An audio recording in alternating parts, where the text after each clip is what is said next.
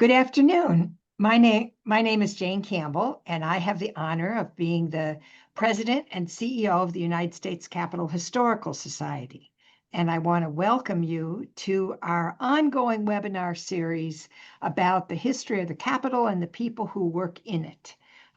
As you know, because many of you are our loyal supporters and subscribers, the Capitol Historical Society was founded over 60 years ago to tell the story of the Capitol in a manner that fosters informed patriotism. While we are authorized by Congress, chartered by Congress, we are not funded by Congress. We are funded by the generosity of donors like you. So thank you very much for making it possible to have this webinar, our other public history activities, and our civic education that we're doing so that the next generation is really able to understand the history of this country, the values of this country, and how that responsibility as a citizen carries forth in what are sometimes very tumultuous times. Today, we have the honor of having a discussion of Steve Forrester's book called Richard Neuberger, Oregon Politics and the Making of a United States Senator. Richard Neuberger is a consequential but often forgotten figure in Oregon history, largely due to his early death at the age of just 47, near the end of his only term in the United States Senate. But his life and legacy continues to inspire Oregonians and to influence politicians. In 1954, Neuberger was the first Democrat to be elected to the Senate from Oregon in 40 years. His election moved Oregon from a solidly Republican state to one where liberal Democrats could control the legislature as well as statewide offices. He was an especially productive freshman on both Oregon natural resources issues and national matters. Neuberger was only the second Jewish person ever elected to the Senate following passage of the 17th Amendment, allowing direct election of senators. Prior to entering politics, Neuberger was best known as a journalist. He was a prolific freelance writer, publishing 750 magazine articles and 6 books. In 1933, at the age of 21, he visited Germany and penned the first-hand account of brown shirt violence. That was the first account written by an American. His editor at The Nation called it an epic-making article. In this definitive biography, more than 40 years in the making, Steve Forrester documents Neuberger's extraordinary life and career, highlighting a legacy that includes shaping Oregon's renowned conservation policies and developing the state's modern Democratic Party. Steve Forrester himself has worked in the newspaper business for more than 50 years. He was a founder of Willamette Week, served as a Washington correspondent, and spent 33 years as the editor and publisher of the Daily Astorian. I think most interesting, I asked him, how did he get interested in this particular senator? Turns out this senator was a colleague and friend of his father's. And so as a young growing up boy, and then later a man, he remembered the conversations around the dinner table with Senator Neuberger. And so we are delighted to have you with us, Steve. Thank you so much for joining us. And I want to alert the audience that our speaker has invited us to be more participatory than we sometimes are, which means that as he's talking, he's going to say, what do you think about this? And you get to then write into the chat questions you might have, thoughts. And so I will pull those questions. So pay attention and be ready to participate as we move forward into the conversation. So Steve, tell us about this senator who needs to be paid more attention to. Thank you so much, Jane. It's great to be here. Well, as you might, Matt, gather, the U.S. Senate election in 1954 was very much like what we're going to face next year. The Senate was closely divided between the parties, and its control was in the balance. Neuberger's race was exceedingly close. He won by 2,462 votes. That's less than one vote per precinct across Oregon. Oregon's a big state. And he was the first Democrat, as Jane has mentioned already, first Democrat elected to the U.S. Senate in 40 years.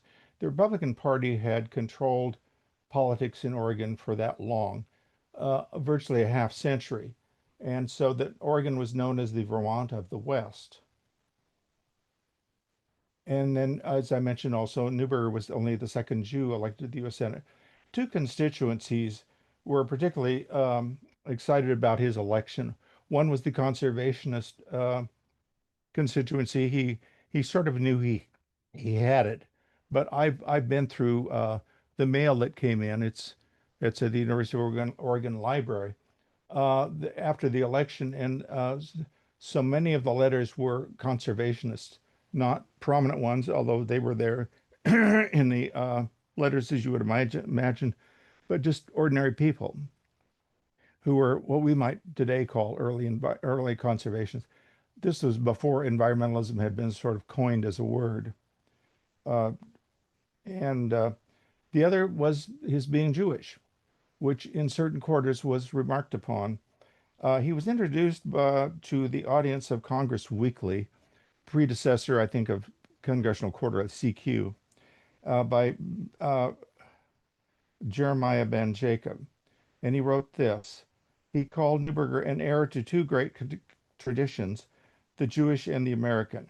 He has attained high honor, office, even though he was an intellectual par excellence, a magazine writer, an author, an egghead. His Jewish consciousness is not merely confined to a who's who listing, as it has been alleged by some people. His message to the American Jew is worth recalling from the past. Quote, surely Jews have received no more certain signal that their course lies away from reaction toward liberalism. On his way across the country to Washington, D.C. by train, Neuberger took the train whenever he could. He was uh, putting it plainly, he was a worrywart. He was an extreme hypochondriac and had a fear of flying. So he would take the train when he could. So he stopped in Chicago on the way, and he saw some labor leaders there. He spoke to them, but he also met the local president of B'nai B'rith, and who afterwards said, he has shown us a course that we need to take more advantage of, which is to say election. And Neuberger's predecessor, the first Jew in the United States Senate, was Herbert Lehman of New York City, of New York. He had been governor of New York, of course, and he gave Neuberger $500 in that campaign. Um, the Ben Jacob went on in his article to say that Neuberger had written on Jewish topics for Opinion magazine. Both of those were light bulbs to me because I did not know that Dick wrote on Jewish topics ever. And what was Opinion? So, Opinion magazine was a journal of Jewish life and letters, uh, published from roughly 1930, and then it ended publication in the 1950s. And what I found was I'm here in Oregon, and U of O did not have it. Stanford had a set, but not the 30s. And so my wife and I ended up going to the New York Public Library, to the Dorrit Jewish Library, who made it available to us. So we sat there just going through the 30s, knowing it was there somewhere. And of course, his first article written for them was called Inferno 1946.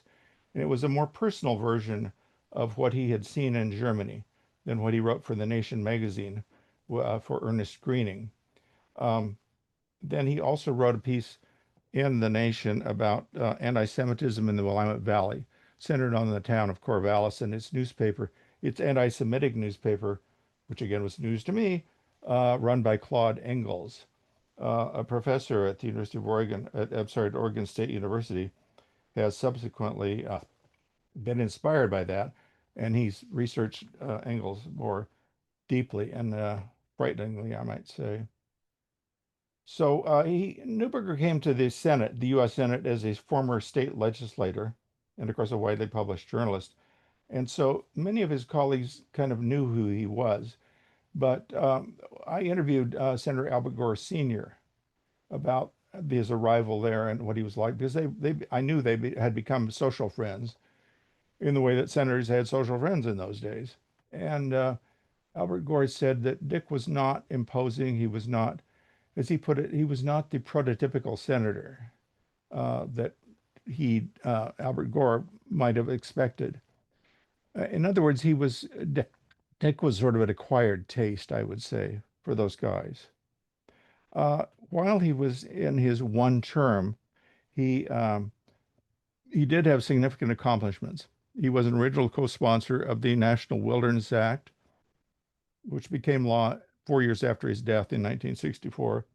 He also authored a Highway Beautification Act, and that was a concept that came to him in the state legislature. It was brought by a group of women who came to see him, wanting him to sponsor their bill, which he did. And essentially, what it was banning billboards on the side of freeways and highways and so forth. Um, it also became law under Lyndon Johnson at the urging of Lady Bird. It became stiffened. Um, but his most significant work for Oregon in that period of time was having to do with the Klamath Indian tribe. The Eisenhower administration had been terminating tribes, right and left, and a lot of them in Oregon.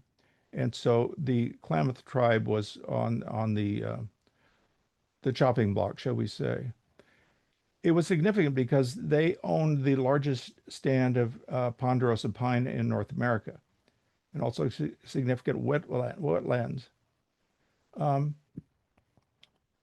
so what Neuberger did was he slowed down the process of termination, uh, and subsequently he was on the Interior Committee, but he was made chairman of the Indian Affairs Subcommittee. He had hearings out in Oregon, which had not been done, and he engaged the timber industry at the same time as well as the tribe. And he got significant help from Frederick Weyerhaeuser of the Weyerhaeuser Company.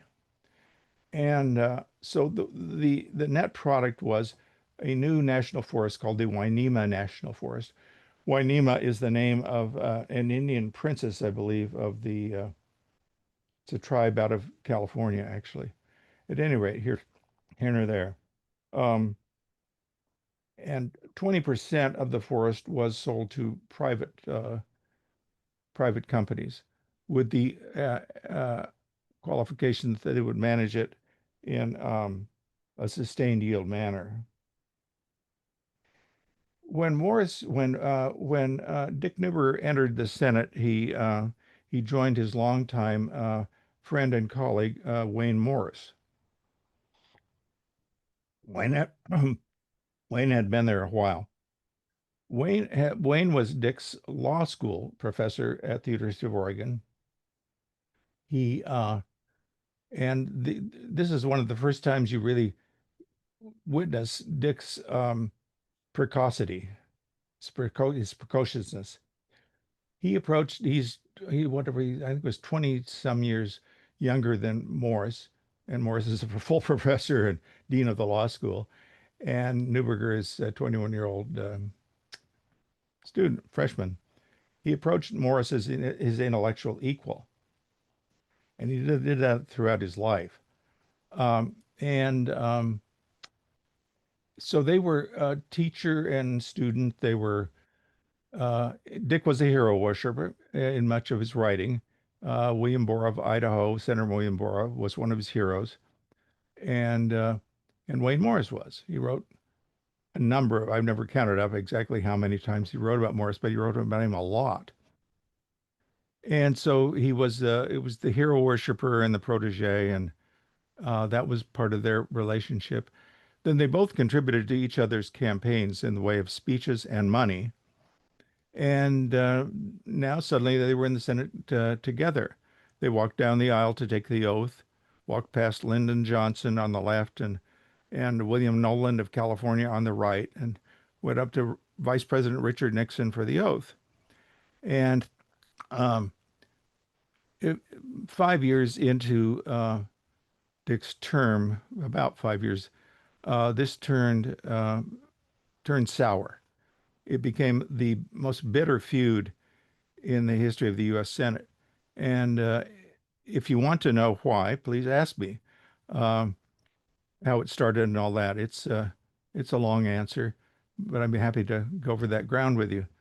Um, Morris was a uh, a prickly fellow, you might say, and Morris eventually became um, a legend for his opposition to the Vietnam War. And The other person who was, of course, prominent in Dick's life was his wife, Maureen. Maureen was also a state legislator. He suggested to her that she run for the state house while he was in the state senate. And it worked, and they became the first husband-wife legislative team in America. Uh, Dick wrote a book about this called Adventures in Politics. And Hollywood paid attention. Walter Wanger, a producer in Hollywood, uh, paid a call Steve, on. Steve, wait a minute before you get down that path. We do have some folks who want to know the story about why was there a feud between Sure, Mr. Morris and sure, Mr. sure. Neuberger? Yeah. Well, it's a lot like a divorce. They're two people that they all knew and so forth. What's going on here? And it started over something very small. It was called the Lily Moore property. Lily Moore was a woman who lived in Roseburg, Oregon, died, left her house to the town of Roseburg, I believe, and it was for historical purposes. Well, unbeknownst to Dick or to the congressman in the House, Charles Porter, who introduced the bill in the House to accept her gift, Morris had this they called the Morris formula. It's very simple. If you're going to take something from as a gift, it has to be assessed, and the receiving party has to pay full market value, sort of thing, or fair market value, I guess you would say. And so it cruised through the House without any Morris activity. But when it came up in the Senate, Morris objected at the last minute, which surprised Neuberger to begin with. And uh, I and that was a sort of one element in the feud starting. There was another element, which was the leaking of a delegation meeting uh, to the press. Sounds very familiar, doesn't it? And Dick, of course, was the suspect that he had leaked the item. He had not, but Morris was willing to believe that. Those were the sort of two ostensible starts, I would say. But even more apparent to the casual observers was a very simple fact, which I've kind of alluded to already, which was that Neuberger was the rare senator who would stand up to Morris. Morris was a formidable person as a debater and otherwise, and and Neuberger took him on. One of the people I interviewed for this book was a man named Orlando John Hollis. He was law dean at the University of Oregon, succeeding Morris, and Morris would come back and talk to Orlando John Hollis when he was in town and tell him what was new in his world and all that sort of thing. And so Hollis was a very close observer, and Hollis had also been a law professor at the time of Neuberger's law school troubles. That's another chapter in his University of Oregon period. If you read the book, it's all there. which is to say it was called the cribbing incident. And the question was, had Richard Neuberger cribbed on an exam in what was called legal biography? Of course, it's not taught anymore for reasons you can imagine, but it was essentially how to use the law library. And that, without going to the details here, it's in the book. Uh, Neuberger was eventually exonerated of that charge, largely because of Wayne Morris. Uh, Morris, shall we say, got him off with a long, strong argument against convicting this student. Uh, Morris eventually uh, flunks Neuberger in his criminal law course, which causes Neuberger to leave the College of Law and the University of Oregon. So, as the way Orlando John Hollis put it to me, he said, Wayne never forgot anything or anything anyone had ever done to him. And and he said, in this case, least of all, it never left Wayne's mind that this guy had been his student, that he was standing up to him on the Senate floor, and so on and so forth. So that was a very another element in the feud. Before I get to the what really was the cause, what I would gather is the cause is that the correspondence that flowed between them was just vicious, venomous, and it was kept from public view for a long time. Both sides of it were. It came out at the time. A certain amount came out at the time in Newsweek magazine, for instance. But historians could not see the letters, except for Wayne Morris's biographer, because his half of it could be approved by his widow, who did not take a fancy to me, but and I know his biography, and it's a good biography that he wrote of Wayne Morris. Uh, but when I came around to get to that part, what I realized, and I showed the archivist at the University of Oregon, I said, look, in the index of the Morris biography, it says unprocessed papers, Morris papers. And he said, oh, okay, well, we need to process those. So it got done through COVID. So I was able to see those files that had been withheld from public view in Morris's papers. They included the transcript of the criminal trial against Neuberger, which was fascinating, and Morris is saving him and what he said, and then also all of these letters back and forth. Essentially, in that feud, Morris Neuberger wrote his side of the correspondence for history. He tried to stay above things, so to speak. I don't understand why you're doing this, Wayne, and can't we be friends, and so on and so forth. Whereas Morris was the prosecutor, which was sort of his innate characteristic, I would say. And so the letters are largely in my book. Excerpts are, and there's directions how to find the rest of them if you want to go to Eugene. Uh, Also in Morris's book as well. And in A. Robert Smith's very useful biography of Wayne Morris called The Tiger in the Senate, uh, for which A. Robert Smith was exiled from Morris's office.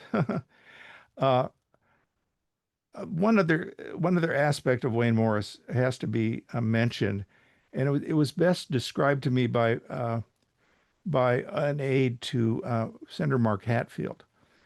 Mark Hatfield, of course, served with Morris, and he said to my friend Kerry Timchuk is his name. He's the head of the Oregon Historical Society at this point. He said, "Well, you know, Wayne did not tolerate fools gladly, and in Wayne's eyes, we were all fools." So it was an equal opportunity uh, to be on the wrong side of Wayne Morris. President Eisenhower was, any number of people were. Um, so finally, to what I think was the real cause, both A. Robert Smith and Mason Druckman, who's Morris's biography, they go all the way back to the what happened at the University of Oregon. I don't think that's accurate because if you look in the meantime, there were 3 decades, I guess, after the U of O, And there was real affection that flowed from Wayne Morris to Dick Neuberger. And I think part of what propelled Morris's emotion, deep emotion, was that he had allowed Dick Neuberger to touch him emotionally. If you knew Wayne Morris and you know about him, he didn't do that much. Probably his daughters would be about it, but not anyone in politics or the law was allowed to get emotionally close to Wayne Morris. And you will see that in the book, such that I discovered by chance they were there. They were not in Dick Neuberger's papers. They were in Charles Porter's papers.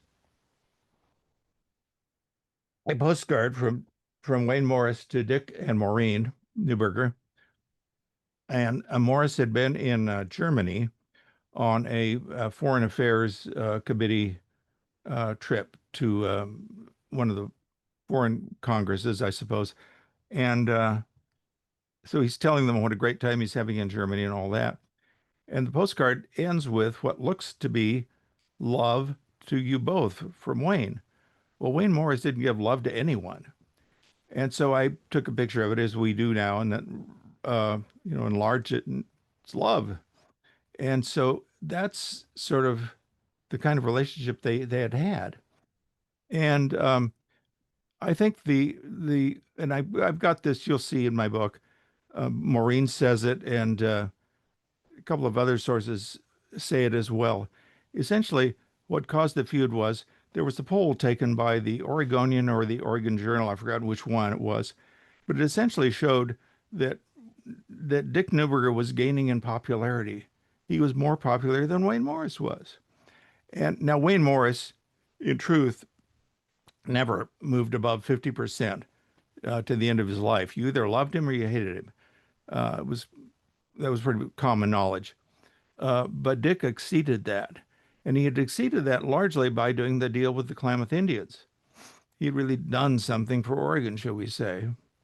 And Maureen made this point too, that which gets back to what Orlando John Hollis had suggested, which is that Dick, for the first time, Morris had an intellectual equal in the U.S. Senate, someone who would, not just the intellectual equal, there were plenty of those people, men, men and two women, or one woman, Margaret J. Smith. But he was Dick was the one person who would stand up to him, and he never had that before. As Maureen said, he was the cock of the walk, and no longer was he. So that, I think, in a nutshell, that gives you the small things that led up to the big explosion. And if you take the time to read those letters, you will get the full extent of the venom that flowed between them. It had an effect on me reading these letters. I remember at the end of the day of my research day at the University of Oregon, I gave my wife a call after retreating to the bed and breakfast I was staying in, and I said, I'm worn out. It's like reading the divorce proceeding of a couple. So back to let me tell you a little bit about the Neuberger family. They were the Neuberger family Dick was a product of the 19th century uh, German Jewish immigration to the Pacific coast. Uh, it was not widely understood until a historian at Willamette University here in Oregon, Ellen Eisenberg, wrote 3 books about the Pacific coast and about Oregon and about Portland in specific as to the Jewish community there and where it came from and so forth. And so that's where they came from. And as Jane alluded to in her preface to my talk, one of the most astounding things Dick did, it was an early sign of his today we would call it, I'm not sure what we would call it today, adventurousness. He went to Nazi Germany in 1933.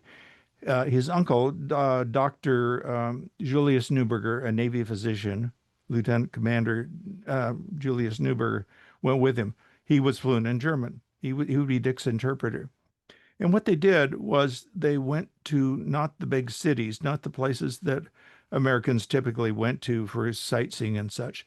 They went to small towns and hamlets that had seldom seen an American. And there's an eyewitness to all this besides Julius, who never wrote about it, that I found. But this eyewitness named Willie Guggenheimer, who was a cousin of Dick's, living in Heinstadt, which was the seat of the Neuberger family, shall we say. And he said that it was Dick's easy manner with people that drew them out. And so what they would do, and as you will see in the book, is that he would find people in the evening who would tell them their stories. And there's some really awful stories about what was going on already with the brown shirts. And then they find that they did go to I think Heidelberg, the university town. He writes about that and so forth.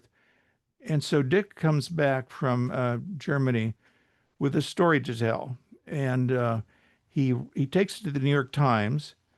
They decline publication. Uh, Dick's mother, said they could not substantiate what he was in his article, so they didn't publish it. So he walked down the street, figuratively, to the Nation magazine, then edited by Ernest Greening, who would later become Dick's Senate colleague and also send him money in his campaign, who bought the article for $38. And uh, it the article put Dick on the national stage. He spoke to the National Jewish Congress. The article was adapted by Jewish newspapers, of which every big city had one in those days. And so at the age of 21, he is has gained national notoriety. Uh, just side point, he then goes back to the University of Oregon, and I've often thought I can't imagine going back, after the worldview he's had, going back to this university in Willamette Valley, and how small it must have felt. He didn't act that way, but that's my take, I guess I would say. Um, the Maureen, let me pick up with Maureen. Maureen's an interesting story in herself, and people have often asked me more about Maureen, and I say what I know about Maureen is in the book. Her Senate papers for years have been not processed by the special collections. They have now, thanks to the generosity of her niece, Kate Goodsell Marquez, who lived with her in Washington, D.C., as did her other sister, Ann Goodsell. And Kate paid for it. And so those papers are now available. I would hope that a keyword young, perhaps female, I don't know, student seeking a dissertation topic would find it in what Maureen did. She became only the fifth woman elected to the U.S. Senate. The fourth, of course, was Margaret Chase Smith of Maine. And so Maureen, when I decided I wanted to write a biography of Dick, I went to see Maureen for her approval. And she left the living room and came back with this thick graduate thesis.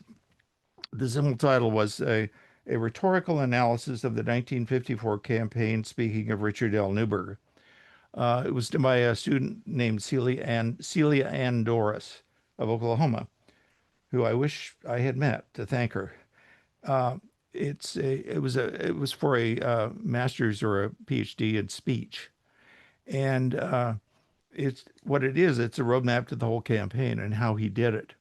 And in essence, what Doris says is that the Republican Party cooperated in its own defeat. They'd held the roost for 50 years why could this young kid win? This untried, he was tried, of course. He'd already been elected several times in the state legislature and so forth. But there was that uh, arrogance, I guess you would say. However, Wayne Morris, in when he and Neuberger were collaborating, shall we say, uh, he reported to Neuberger in a letter that look at what I found, what I came upon in the Republican cloakroom, because in those days Morris, had been a Republican. He converted to being an independent and then a Democrat. And what it was anti-Semitic material. And what the way Wayne put it was, if they're using this stuff this soon in the campaign, they must be worried. So privately, there were Republicans in Oregon, and you'll see it in the Neuberger papers who raised the alarm about what was coming and how they could lose this whole thing.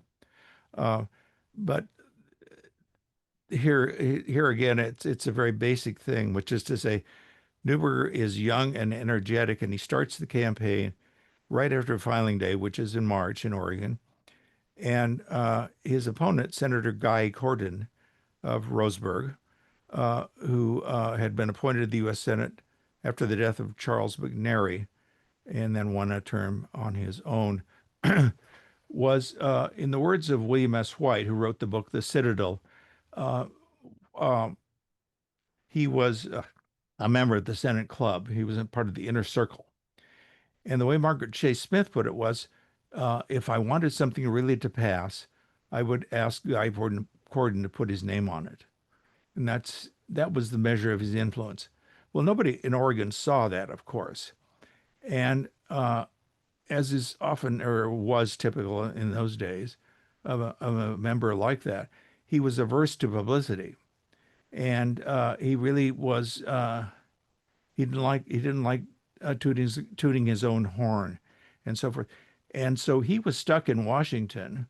This is when they, would work until late August and then leave town and so forth.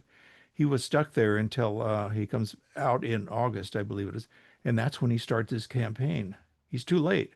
Neuberger has already, what do we call that, defined him in the public consciousness as part of the giveaways of the Eisenhower administration. Giveaways being natural resource giveaways. And so he admits as much. Following the campaign, there were several analyses of what had happened, and newspapers, of course, in Oregon, but also national magazines and national newspapers wanted to know how he'd done it and so forth. One interesting tidbit is that shortly after the results of the election were out, the next weekend, the New York Times had a crossword clue. It was his election made the difference. Nine letters. Um, so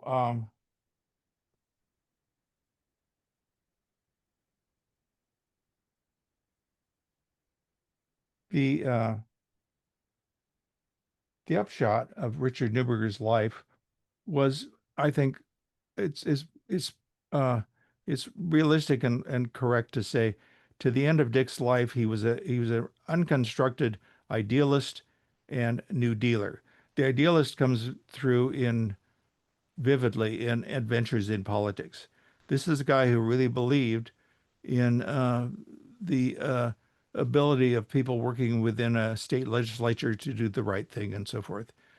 Um, and But also an unreconstructed New Dealer. One of my best sources here in Oregon has been Bill Robbins, who is a emeritus history professor at the Oregon State University. And Bill has written a couple of books on the development of Oregon's land use laws and where they came from and so forth. And they're very readable books. I've congratulated him on that as an academic. And he Neuberger did some curious things in his life, which is to say, he would see, on the one hand, he's a conservationist, and he knows what it's doing, what the dams are doing to the fish runs, to salmon.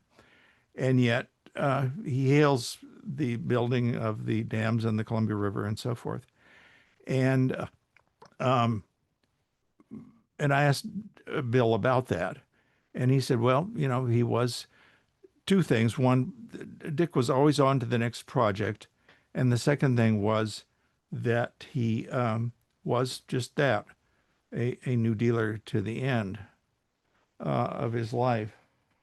I would like to close what I have to say and take your questions with what I think are six adjectives that describe Richard Neuberger: consequential, forgotten, precocious, prodigious, prolific, and insecure.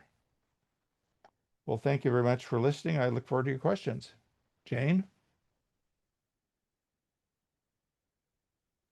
I'm very interested in the moment um, when he and his wife were both serving in public office. And you indicated that that was a new, that was a new thing, so to speak. Yeah. Can you talk a little bit about how did that sort out? Well, it's very interesting on a couple of fronts. Uh, Maureen's most, shall we say, emblematic uh,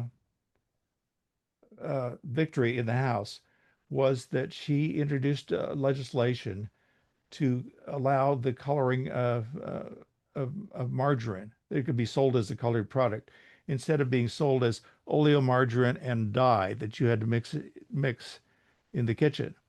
And the way she did it was in a House committee hearing. She she showed them. She showed all the guys how a woman had to mix the two together to make it happen.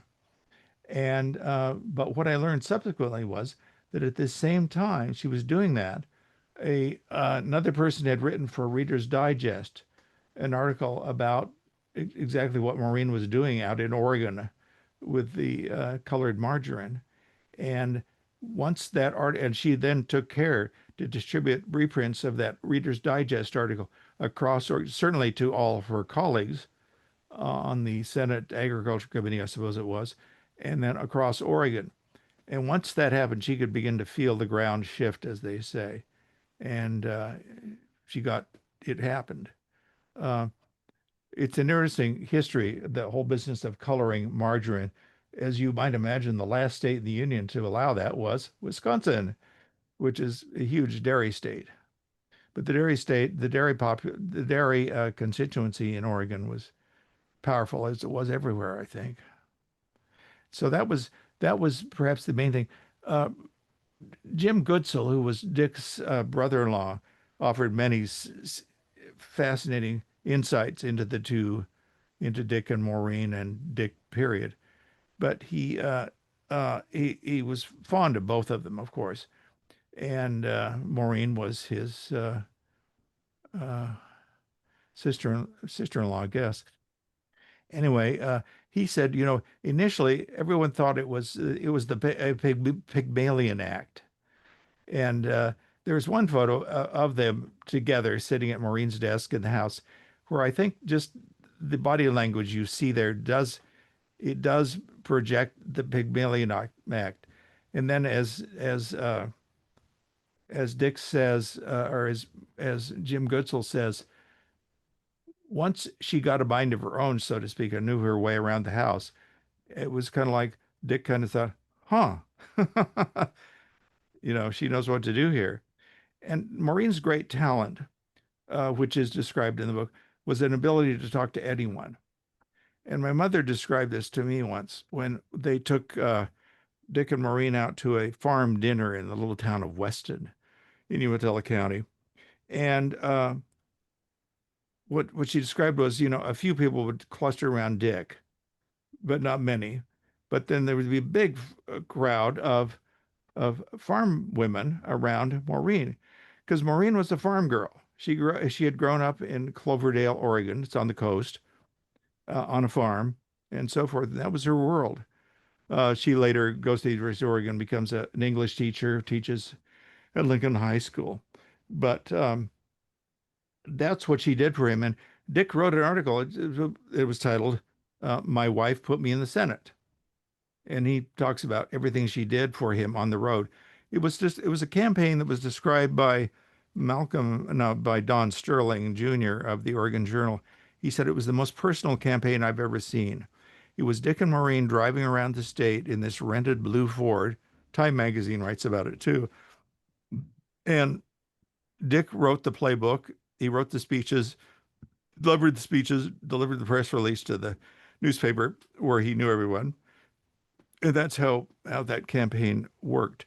The other aspect of that campaign, which doesn't relate to either one of them necessarily, is that it was well financed.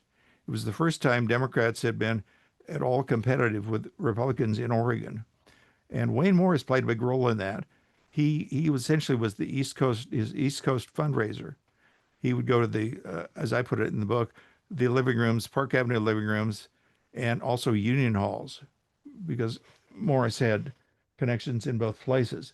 And in round numbers, it sounds quaint today, of course, very quaint. The Republicans, I think, had $138,000, but the Democrats had 133,000, which had not happened in Oregon. So it was competitive. It All right, was we got a competitive. whole handful of questions, Steve. So let's try to do a lightning rod here. Yeah, And let's, if Neuberger had lived, yeah. what do you think his next chapter would have been in the Senate? Well, it's unclear, of course. Uh, my father, in his farewell editorial to Dick after Dick had died, said that Dick had told him that one more term and he was out of the Senate, that he really wanted, he had several writing projects uh, that he wanted to do. He flirted with getting a newspaper somehow and being the editor of that newspaper, perhaps a metropolitan one, I don't know.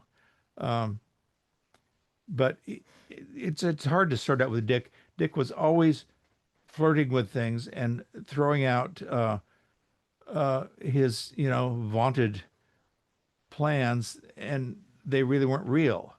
Uh, so it's hard to say. The way I put it, and I do answer this question that's being asked very directly in the book in the epilogue, which is to say, this is a common question that historians find is what would this person have done if they were around today and so forth. And what you have to remember is he was a creature of the 30s, 40s, and 50s. And that's the world he understood. And in many cases, he was way ahead of it. That's what Justice William O. Douglas said about his conservation, that he was a conservationist ahead of his time. But he was also a creature of that period of time. He's one of those people that I think it was kind of fortunate. It's perhaps cruel to say, fortunate that he died when he did, because he left a nice legacy, and he didn't. I don't know how the hell he would have gone back to the Senate with Morris sitting there. Uh, that's a whole interesting story, which it comes out in the epilogue, how the memorial service went and all that. And when you think about, he became ill and Yes, it was. subsequently died, and It, was he setting up Maureen to take his place from the he moment he was. knew the seriousness of his illness? He was. He had testicular cancer. Was identified in I think 57, and the treatment for it in those days was I'm a non-medical person, so what do I know? But I've talked to a number of physicians about it. It was relatively crude compared to what can be done these days. It's surgery followed by what was then cobalt treatments. That was the radiation. But it so it goes into remission. He comes back to the Senate. Everybody's glad to see him. And then one Sunday he calls Lloyd Tupling, his administrative assistant, and said, "I feel sick. You need to take me to the airport. I'm very sick." And also flying back, that was, signal of something. So he flies back. He's in remission. He's not in remission. It's come out of remission.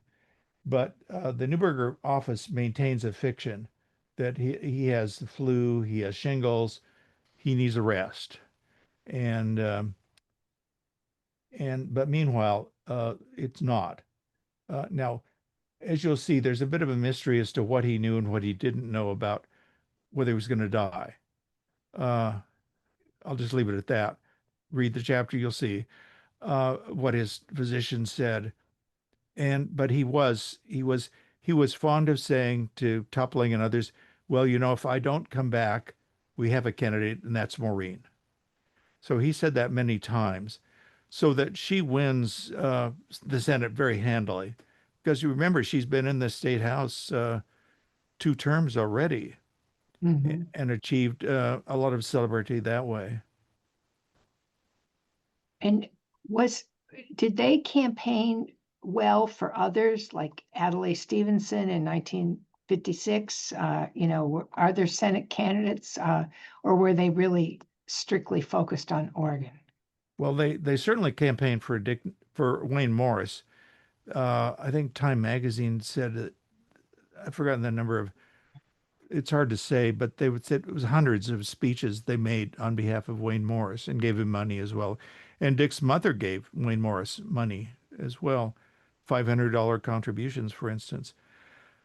Uh, but it was widely known that he liked Adlai Stevenson. He'd met Adlai Stevenson after World War II in San Francisco at the United Nations conference, the conference that set up the UN.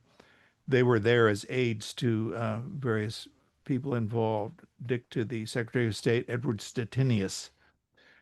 So he'd known, and he was very fond of Stevenson. He was glad to see he had a conservationist ethic himself. Stevenson did, um, but there was no outward.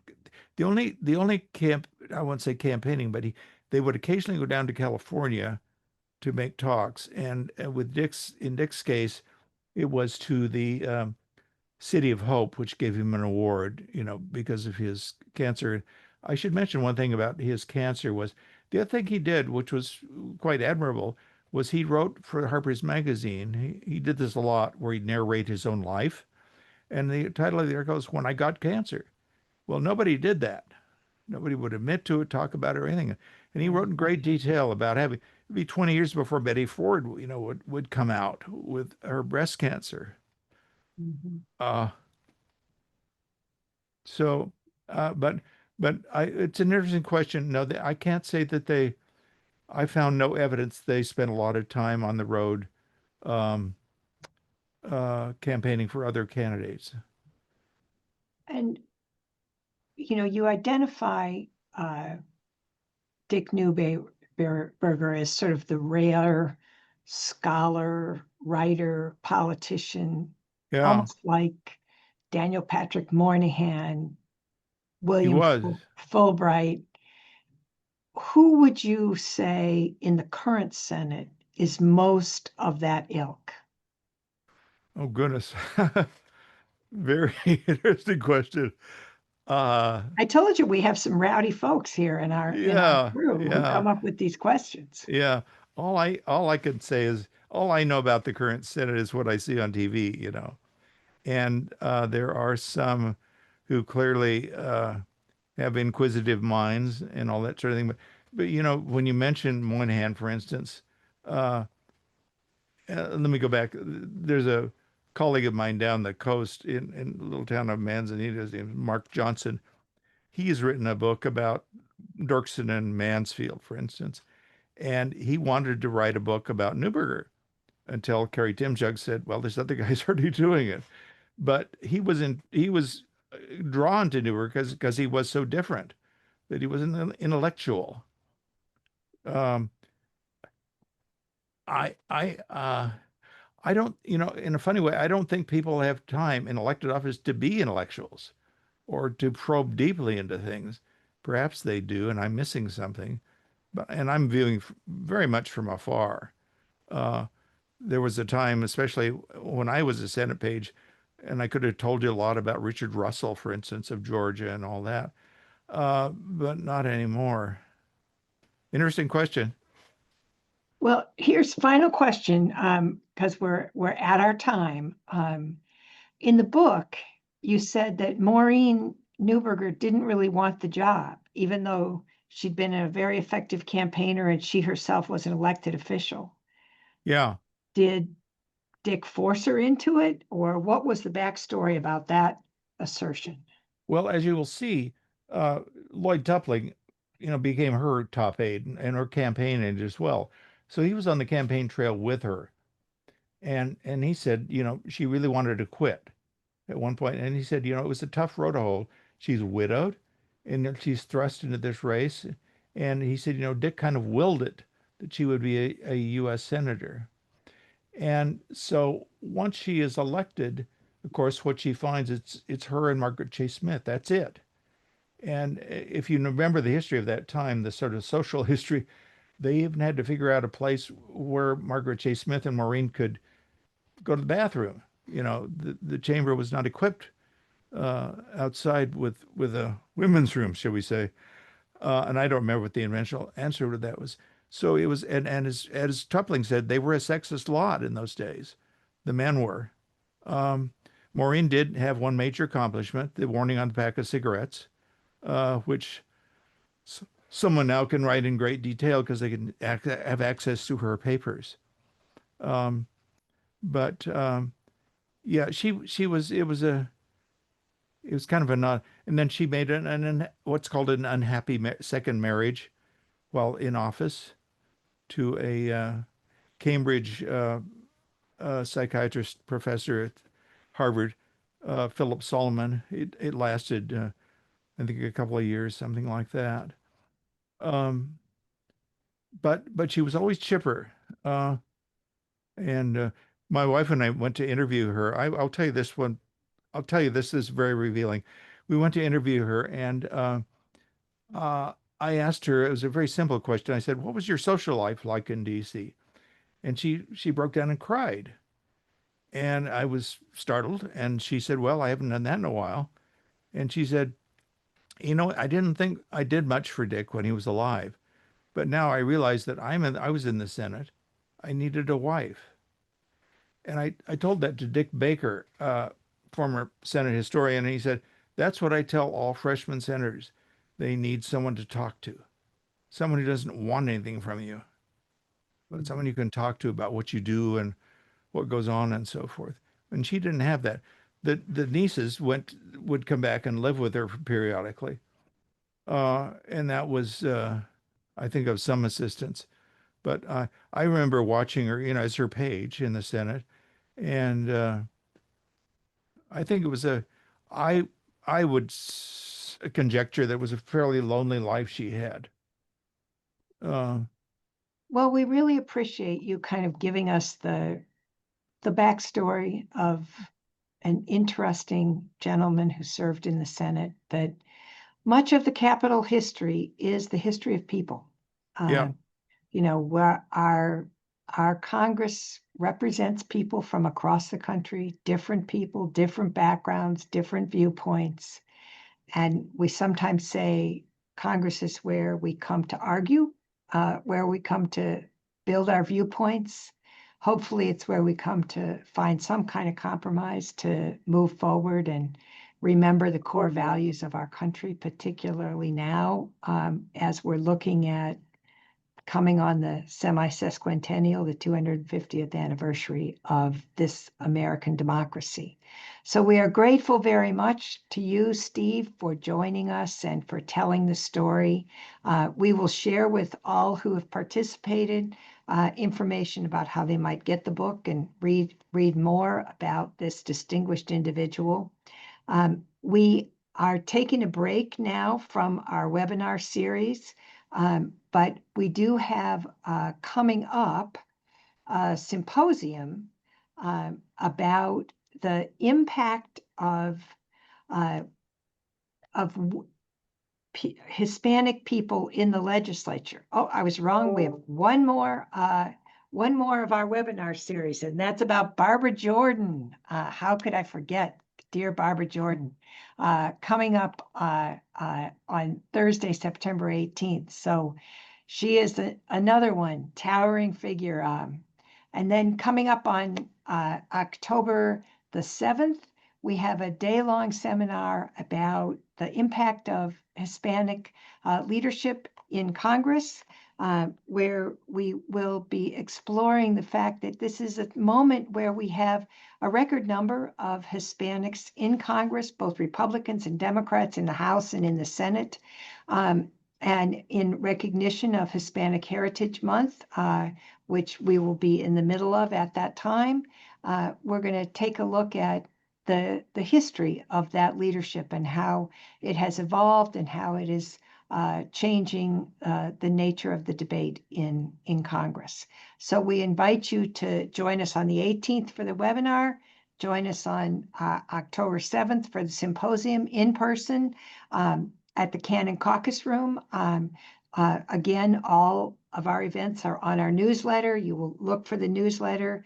Do sign up because we want to know that we have appropriate, especially for our in-person thing, we want to have appropriate number of seats and all that kind of stuff. So we look forward to seeing you. And again, thank you for your support, for your contributions. Remember that these events where we tell our public history are only available because there are dedicated people who believe in telling the story of our country and the people who choose to lead it. Thank you very much for being with us. Thank you, Steve, for your time. Thank you, Vincent, for all that you do to set this up in the background. We look forward to hearing from you as we move forward. Take care. Be well. Goodbye. Great.